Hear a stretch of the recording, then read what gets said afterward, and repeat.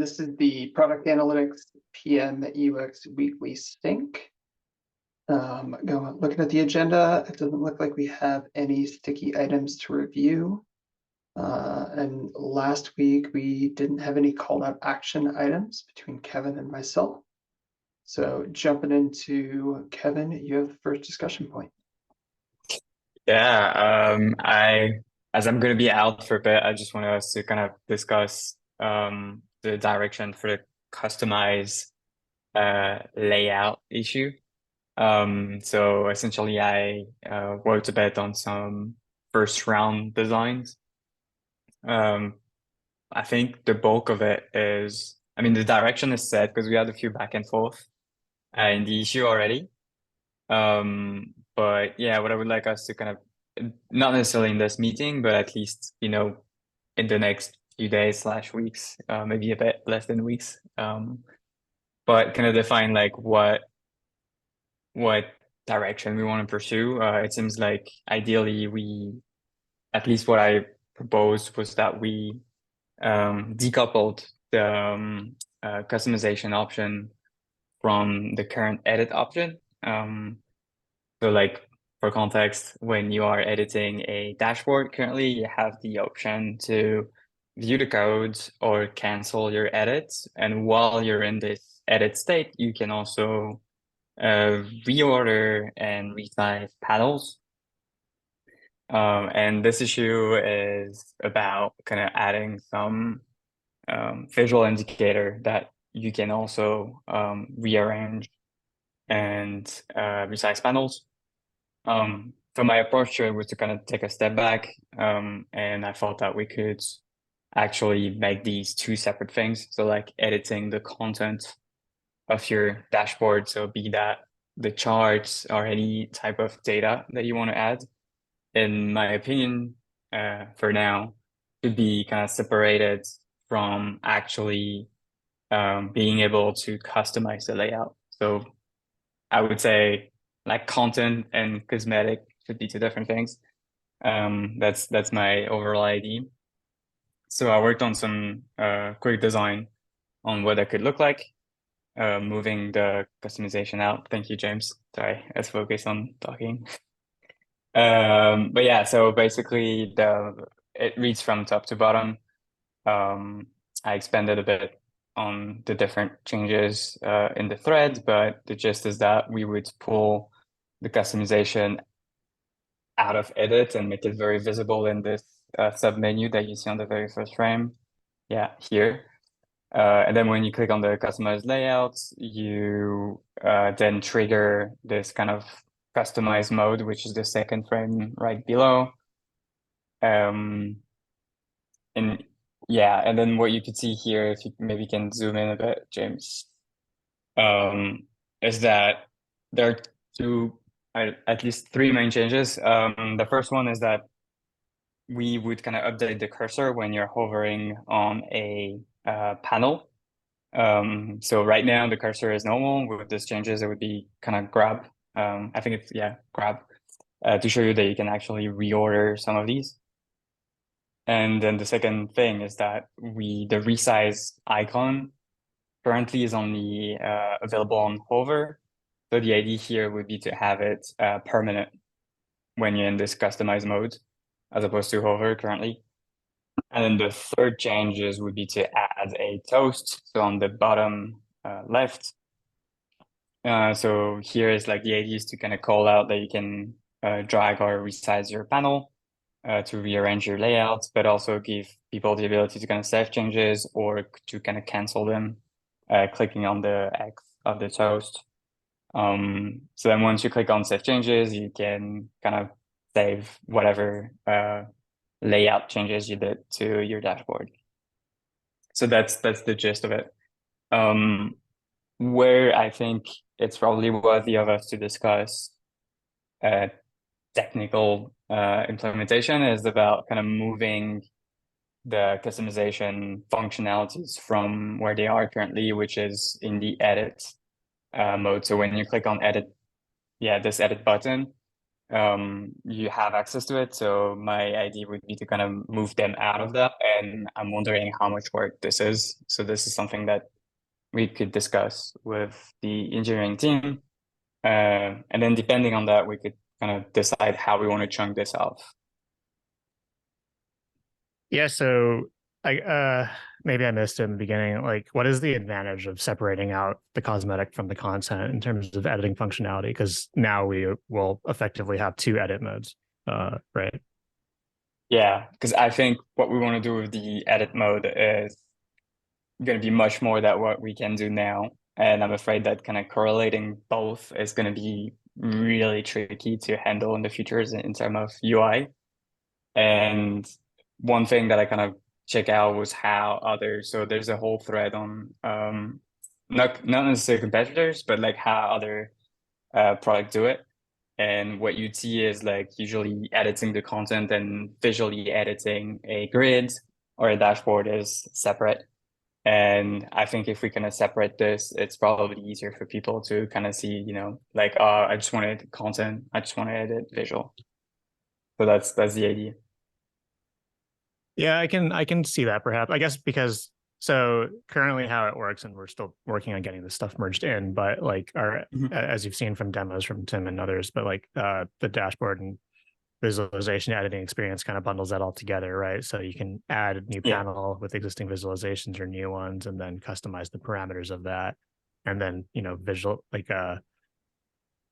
organize and arrange and resize the panels as you see fit, kind of all in one place. So I can imagine it's complicated, but it's also convenient. So I'm just kind of, I guess, maybe it's the lack of clarity on like what does the experience look like when we have both content and cosmetic editing experience as separate.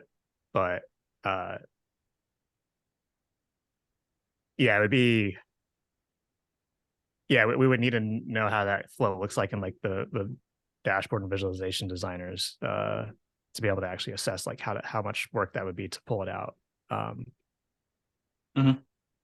So what you mean visualization designer, you mean like the place where you create your charts? Yeah, so right now you can like add so for like the dashboard designer, for example, like you can the visualization designer maybe doesn't make as much sense because that's where you're just defining the parameters of like the data to query upon. But I guess I'm just trying to understand like from a user perspective, if it's like I find it I guess I'm just that's maybe a subjective opinion of like, is it more convenient to be able to add panels and resize them in one experience, or do I have to add them first and then click edit layout to then go into the different edit experience, which Yeah, that's definitely what we want to avoid. I think for now, the problem to solve was that when you click edit, it's not super intuitive what you can do. So right. maybe combining or taking the treatment of when you click edit, you always see the resize, which you don't get today.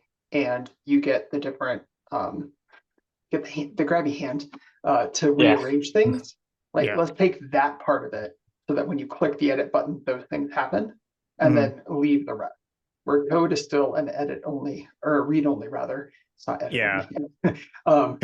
As it is today, and then we'll get more feedback as visualization designer rolls out and people are actually using the dashboards, even if that's internal dogfooding. As we get more people creating dashboards, they're going to give us that feedback of it's not intuitive how I need to edit or add or create these things.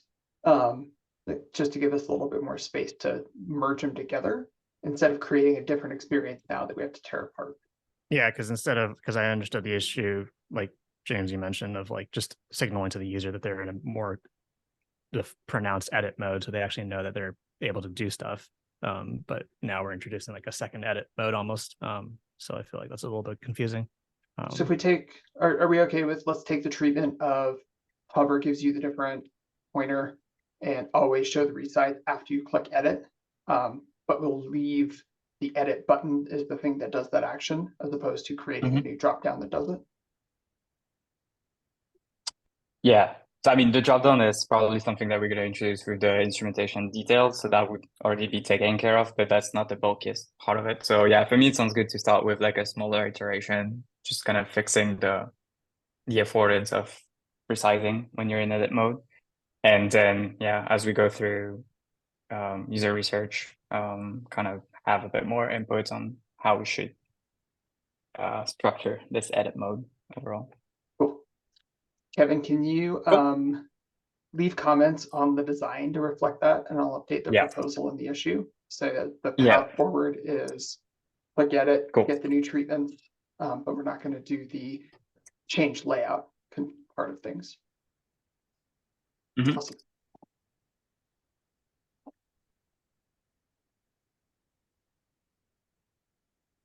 Cool. Since we have a couple extra minutes, I also wanted to talk through the other issue that was in your coverage issue, Kevin. That's determine where to put the instrumentation details. I think we settled on a solution for that. We're going to put it into the settings general for this. And we have an issue for that already in 16.0. I think the designs just need moved over to that new issue. Cool. And okay, so now that we're kind of set on this, design is ready. I generated some specs. It's linked to the issue. So yeah, I think we're good to go. Copy was reviewed as well. So we're good. Awesome. We'll get a tech writer review on the text just to be sure, but I think it's already all been reviewed. It's just we're moving it around. And then Dennis, during planning, can we sort out the issue where we're determining is blocked by 2 issues that aren't scheduled? So let's get those sorted out. Which issues? So here, I'll share my screen. Yeah, I created a bunch of new issues, so they might not be slotted in yet. We have this issue, which is just figure out where to put this stuff. In 15.11, it's blocked by 2 issues that are in the backlog. And then this in turn blocked / is related to the implementation issue of let's add that instrumentation data into the general settings. Yeah, I think that's backwards in terms of dependency linking. Yeah, I think once we know where to put the configuration screen, we can actually place it somewhere. So it might be reversed. So yeah, we can iron that out in final planning. Thank you. Cool. I'll add that to the planning agenda for us. Perfect. All right. Kevin, you are out after today. You're out all of next week. And then we'll do an async as we need in 2 weeks. Is that right? This is correct. So so next week I'm out. The week after I'm out until the 30th. Okay. And then I'll be back Monday, 5th of May, but I'll be in APAC time zone. So yeah. Cool. If we need to change the call time-wise, we can. While you're in APAC. Yeah, I have no idea how that's going to pan out with the time zone. But yeah, I guess we can see. Otherwise, we can always do async. The late evenings. Come to all the APAC meetings that happen in the early morning there and late afternoon in the States. Where are you going to be in APAC? I'm going to be in Thailand. Yeah, it'll be probably late evenings, ideally, because otherwise it's going to be like meetings at like 3 a.m. for you. Yeah, I don't think I'll be awake for that. Not gonna lie. Yeah, probably async. You'll know when you get there. Alrighty. Well, I will talk to you before then. Have a great trip, and we'll see you upon your return. Enjoy your holidays as well. Thanks. Hope you have a good time off. Take care. Thanks everyone. See you. Bye.